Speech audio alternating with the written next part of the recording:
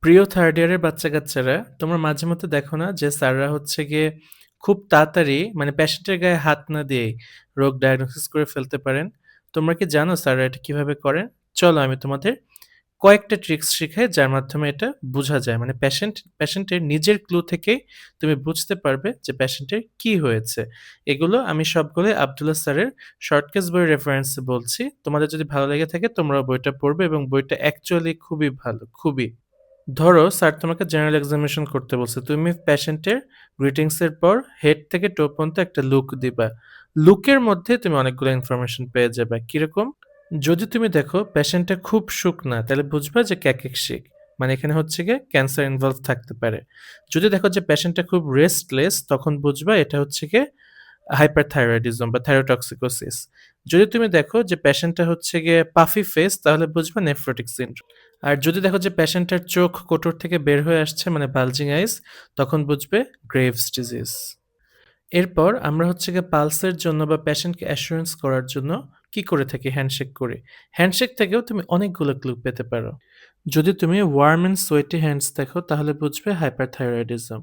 যদি cold and sweaty hands দেখো তখন বুঝবে শক। যদি দেখো যে হাত খুব শুষ্ক, চামড়াগুলো একদম খুবই কুঁচকে গেছে, একদম রুক্ষ, তাহলে বুঝবে হাইপোথাইরয়েডিজম।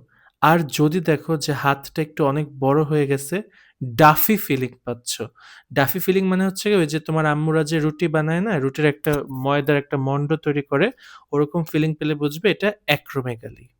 এছাড়া তুমি পেশেন্টের হ্যান্ড দেখেও অনেক কিছুই বুঝে যাবে। এটা তো I গেস আমরা সবাই পারি। অ্যানিমিয়া জন্ডিস তো আমরা সবাই দেখতে পারি। এছাড়াও কোলোনাইকিয়া, লিউকোনাইকিয়া বা হচ্ছে গিয়ে তুমি ক্লাবিং আছে কিনা এটা হ্যান্ড দেখে খুবই ইজিলি বুঝবে। এখন প্যালোর মানে হচ্ছে গিয়ে অ্যানিমিয়া। তারপর তুমি যদি হচ্ছে গিয়ে দেখো ক্লাবিং আছে তার মানে ওর লাং বা হার্ট ডিজিজ আছে। লিউকোনাইকিয়া মানে লিভার ডিজিজ আছে। কোলোনাইকিয়া মানে হচ্ছে গিয়ে আয়রন ডেফিসিয়েন্সি আছে।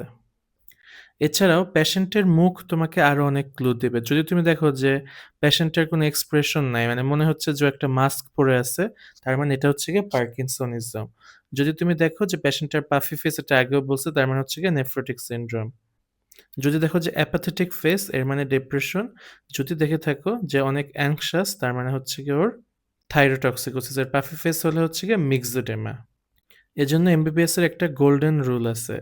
Eyes first, hands next and stethoscope last.